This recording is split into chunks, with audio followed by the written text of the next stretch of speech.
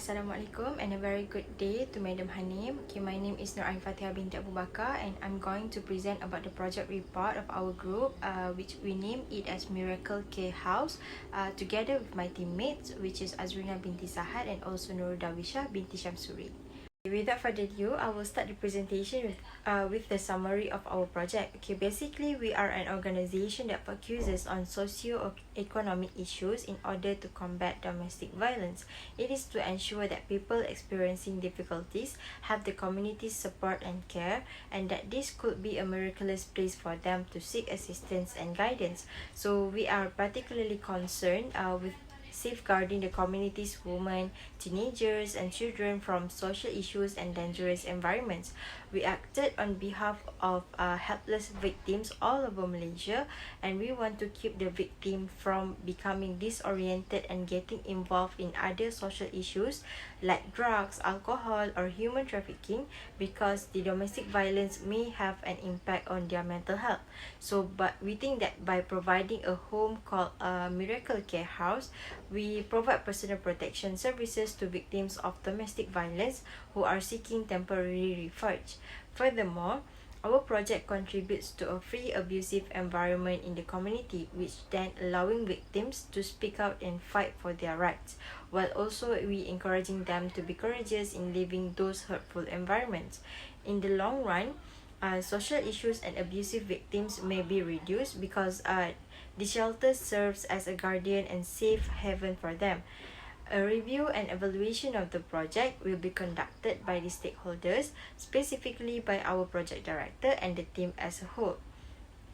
Meanwhile, we are proposing to seek the support of the Ministry of Women, Families and Community and a few non-governmental organizations for the first project, which is Miracle Care House.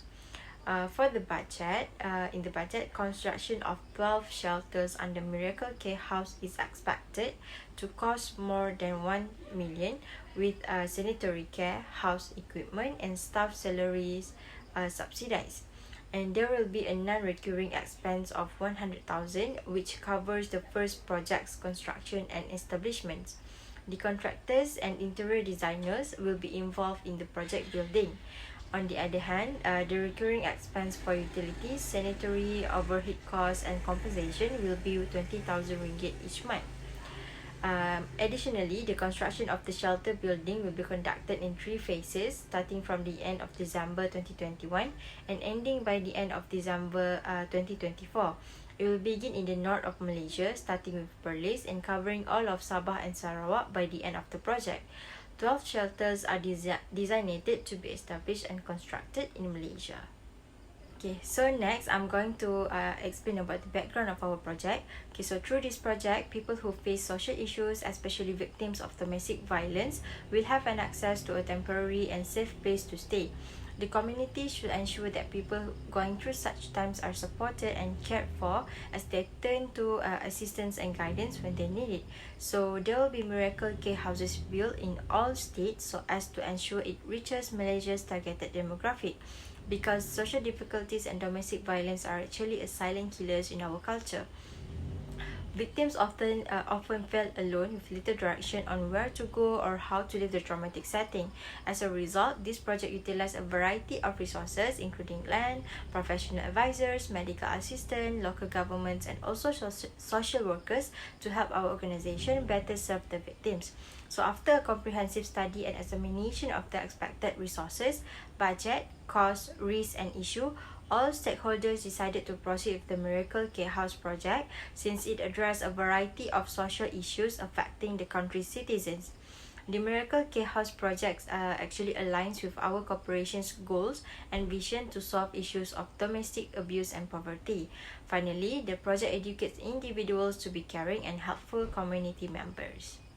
Okay, moving on to the next slides. Now I'm going to state the goals of our project. Okay, firstly, Miracle Care House aim to educate the public about domestic abuse and ensure that those in need receive the support and care of their community, and that this community may well prove to be a marvelous location for them to seek assistance and also an advice.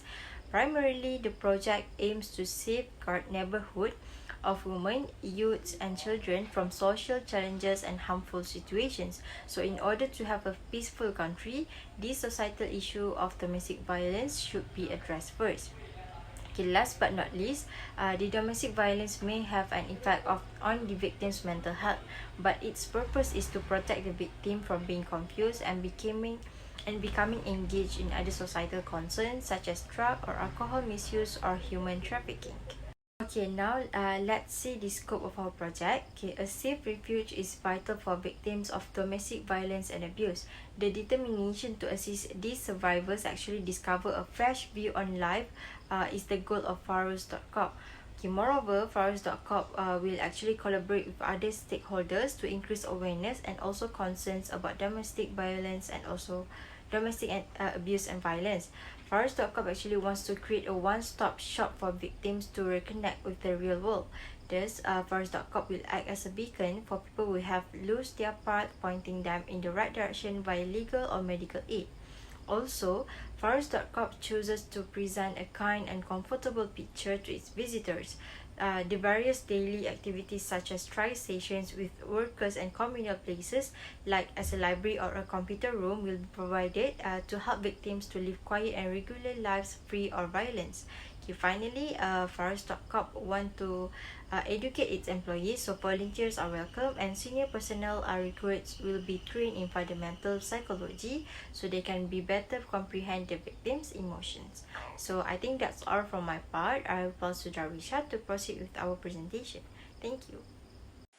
Hello, this is Darwisha here and I will be explaining the project milestone. So for Pharos.corp, this project, and just like any other project, has its own milestone. And the milestone for Pharos.corp is that it is a 3-year plan project and it will begin in December 2021 and is expected to be completed in December 2024.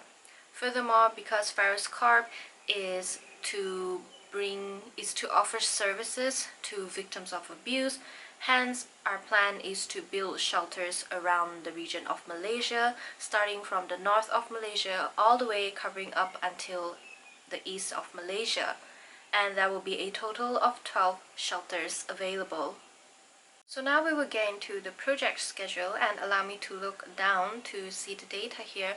So since it's a three-year plan project, it will begin in 3 phases, with the first phase beginning on the 31st December 2021 and ending at 31st October 2022. The second phase will start on the 5th of November 2022 and will end on the 5th September 2023. And the last phase, which is the third phase, it will pick up on the 1st of October 2023 and will end on 31st December 2024, and of course that is the expected date as mentioned in the project milestone earlier. And for each phases, we expect to have 4 shelters built in each phases. So phase 1, 4 shelters, phase 2, 4 shelters, and if you accumulate all that, we will have a total of 12 shelters. And in order to do so, we have created a work breakdown structure, and since our team only consists of 3 members, and knowing that none of our team has the expertise or specialization in the construction field, hence some of our work will be outsourced to constructors to build those shelters instead. Hence, what we will do instead according to the work breakdown structure is we will be handling the project documentation, resource management, and also risk management, which has its own subtask in it. And the only thing that the responsibility will be given to the constructors is the outsourcing, in which contractors' briefings, the exterior and interior design, and the construction of the shelter, these will be handled by the constructors themselves due to their expertise and their specialization. And this is also because we believe that by doing so, and considering that we do not have the specialization, by having experts around, it would actually help the process or the flow of the project to be more efficient and effective by by keeping track with the milestones and the deadlines. So this is all for our project schedule. As for our project budget, it is estimated that we need a total of 3 million. And now because we are collaborating or partnering with ministries and other NGOs, so this would explain why our total budget is 3,000, because we have a recurring fee and non-recurring fee. So a non-recurring fee is 100,000, and this is to initiate the project in the first phase, hence that amount of money. However, our recurring amount, our recurring budget is only 20,000, and this is explained through our collaborations and partnerships with governmental ministries, governmental bodies, and also the NGO. With their help, Pharos.corp, this project would not need to chip out a lot from our end. Instead, we could get help in terms of budget, in terms of monetary budget, to cover other aspects. Hence, our recurring budget are only 20,000. So that is all for the project schedule and project budgets. My name is Azrina binti Sahad, and we'll proceed to the next part, which is constraint, risk, and dependency. So first is constraint. So basically the constraint for our project is that the project basically involve a plethora of resources, and some of the example would be land and partnership shelter. Therefore, the constraint that might appear is that the scarcity of land in such cases will require more time to scout appropriate areas to carry out the project. So this is due to the reason that our project were established for all states in Malaysia, which require homogeneous resources of land in building the shelter. Furthermore, the lack of labor is another concern, as this project require various roles before and after the establishment of this shelter, as it is involving massive labor starting from the project building implementation, which is the project team, and after the completion of the project, which is where it involves volunteers and various assistants such as authority, medical assistant, and therapists to function in providing the service product. In fact, in handling huge projects such as building the shelter, time will also be the constraint factor. So this is due to the reason that upon the final completion, the house shelter will be inspected by a professional inspector, which will be time consuming, and if any further construction needed to improve the building safety, then the time completion for the shelter would be affected and extended from the original plan. Next is assumption. So the assumption made in order to achieve the project goal, which is to protect the community, especially women, teenagers, and children, from social issues and abusive environment, is by having the support from government agency, which is Ministry of Women, Family and Community Development, or known as Kementerian Pembangunan Wanita dan Masyarakat, KPWKM, and NGOs such as Jabatan Kebajikan Malaysia, JKM, and Women Aid Organisation, or known as WOW, that collaborate as our partnership. So the collaborator basically function to become our sponsor in pursuing the project shelter, where those agency and NGOs are basically assisting in providing data and information regarding the targeted group that would be placed in the shelter. So this is due to the reason that our sponsorship and collaborators are having the same goal with Pharos Corporation, which is our corporation, which is to protect the fragile community from an abusive environment and social issues. Therefore, by having the opportunity to partner with government agencies and NGO, basically ensure and guarantee that our project will run successfully and it is achievable. So third is risk and dependency. So the risk that might happen is that the project completion might be delayed due to some unforeseen circumstances that could happen during the project proceeding process. These include drawbacks from natural disasters such as flood that are prone in North Malaysia. So this become a concern, especially since the start of the project will begin at the same time as monsoon season in those regions such as in Perlis, Terengganu and Kelantan, and the project will be started in December. Perhaps, due to the risk factor and causes of delay, this scenario eventually will impact the stakeholder and our partnership satisfaction as it requires additional costs and impact the final process of dependency factor such as during the document handover and launching event. So therefore, the occurrence of constraint and risk will eventually affect the dependency as the event could not be implemented due to the factor of possibilities where the next final step could move on due to the delay of the previous step interruption. And finally, we proceed to the last part, which is project evaluation. Basically, there are 3 desired goals to be achieved, and the first project objective is to speak out against domestic violence. Therefore, the project chosen is the Miracle Care House, and the project proposal is handed to the sponsors and stakeholders for further approval.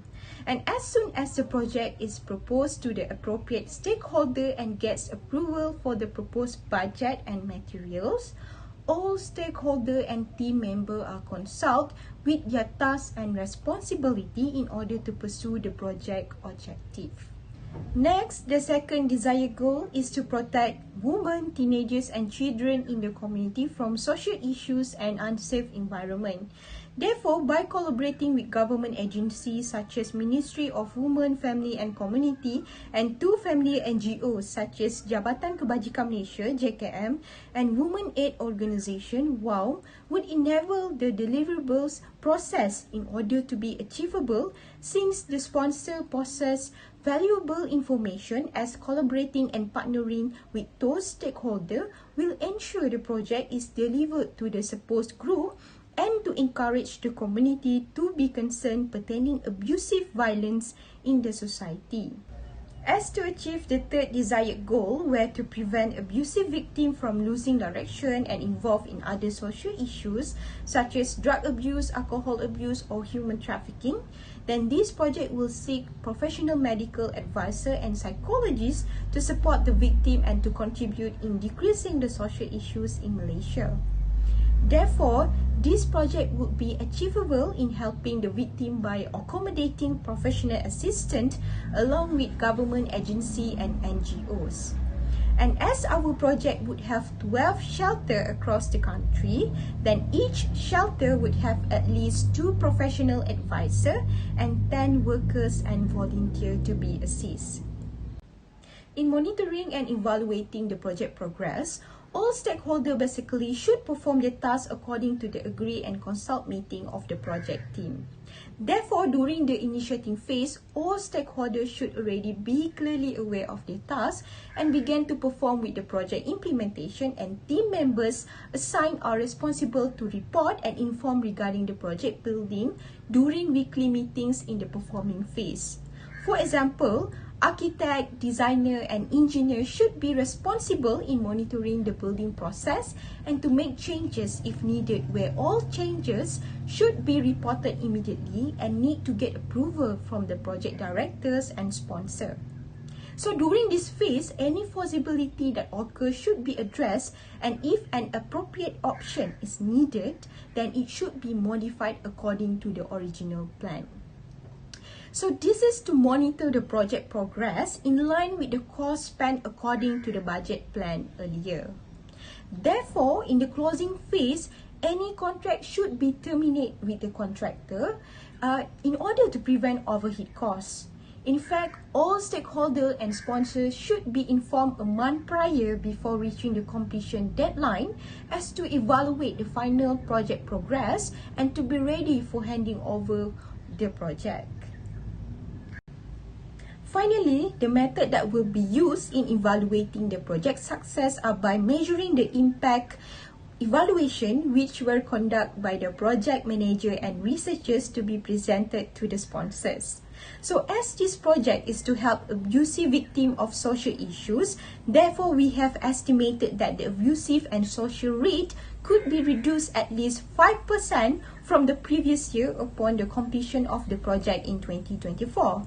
This is by assessing and observing any reported case in hospital and police station to gather reliable and precise information. The effectiveness of the project would only be measured after 12 months of launching the shelter, as this is the first huge project shelter established across the country. In fact, an evaluation form would also be distributed towards the targeted group that stay in the shelter to monitor their mental well-being and self-esteem after consultation and treatment. Therefore, we hope that our project could benefit and bring value to the community, as we are optimistic in delivering our service product, and not to forget by ensuring our sponsorship and stakeholder to experience fruitful gain in achieving the mutual desired goal. That's all from our group. Thank you.